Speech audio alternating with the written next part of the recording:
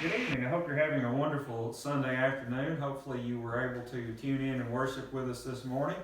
Hopefully, you are continuing to share these videos with your friends.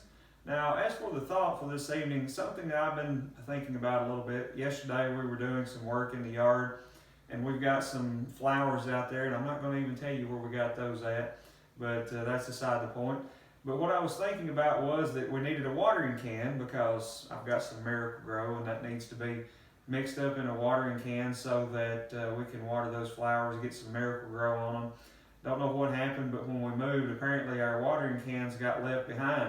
So when we have to think about decisions like that in the current time that we're in, we have to start weighing those decisions and think, okay, is it worth making a trip to Walmart or to Lowe's because we need a watering can?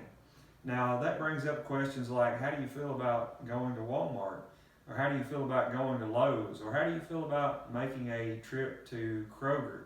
So then the question comes in, how much risk are you willing to take? You're thinking about something that you need or some things that you have to have, and how much risk are you willing to take in order to get those things that you feel like you need, or perhaps if it is things that you really have to have, then you might be willing to take those risks.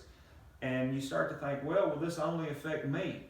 If I go to Walmart or to Lowe's or to wherever to get a watering can, and I come into contact with someone, I get the coronavirus, is it only going to affect me, or could it possibly affect some other people that I come into contact with on a regular basis?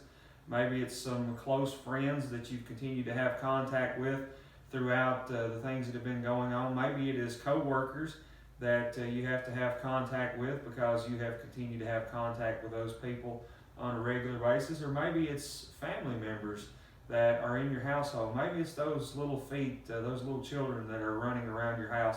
What kind of effect is it going to have on those people? And you can come back to that question again, how much risk are you willing to take?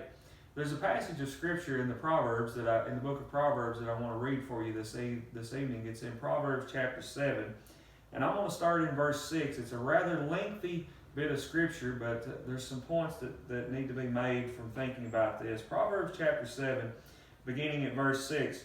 For at the window of my house I looked through my lattice and saw among the simple, I perceived among the youths a young man devoid of understanding, passing along the street near her corner.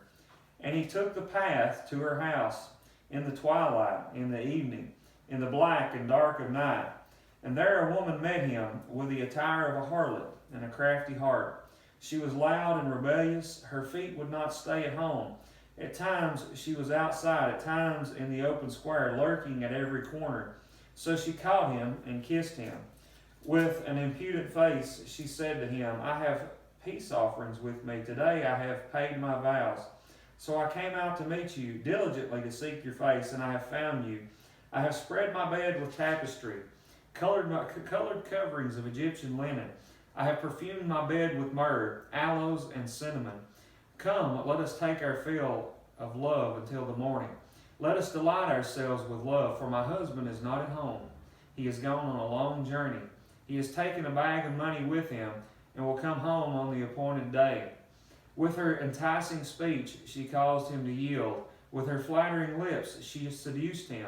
Immediately he went out after her as an ox goes to the slaughter, or as a fool to the correction of the stocks, till an arrow struck his liver, as a bird hastens to the snare. He did not know it would cost his life. Now therefore listen to me, my children. Pay attention to the words of my mouth. Do not let your heart turn aside to her ways. Do not stray into her paths. For she has cast down many wounded, and all who were slain by her were strong men. Her house is the way to hell, descending to the chambers of death. So we think about this again. How is that harlot any different from any other sin that we come into contact with in this world? It's enticing, it's alluring. Sometimes we go down that street, we flirt with that sin, we come into contact with that sin. We're on those dangerous paths, and just like the man that went into her house unexpectedly, we thought we were strong and that we could handle those things, but many times we cannot. So it comes back to that question, How much risk are we willing to take? Do we have friends that can be affected by the risk we take? Maybe we think that that sin we commit, it's not going to be known, it's only going to affect us, it's not going to have any effect on anyone else. But is that really true? Is it going to have effect on people that look up to us? Maybe it's a neighbor that has great respect for you. They recognize that you are a religious man. I think back to David when he committed the sin with Bathsheba. One of the things that had caused a problem for him, God forgave him, but Nathan told him that he had given great occasion for the enemies of God to blaspheme his name. You see, friends, when we wear the name of Christ, we could give that occasion as well. So when we think about going down those paths, going down those streets, taking those risks, and we're weighing how much risk am I willing to take, we need to think about who's going to be affected. It might not only be us, it might be our friends, it might be our family members, those we have had great effect on. It might be those little feet, those little eyes, those little ears, those children that are in your house that are looking and listening to everything that you say. So when you go out this week and you start to weigh the risk, who's it going to affect? Your family, your friends, your loved ones, those decisions that you make. How much risk are you willing to take? In Matthew chapter 16 and verse 26, Jesus says, "For what profit is it to a man if he gains the whole world and loses his own soul? Or what will a man give in exchange for his soul?" What would you give up that you have now to know that your soul was going to be safe?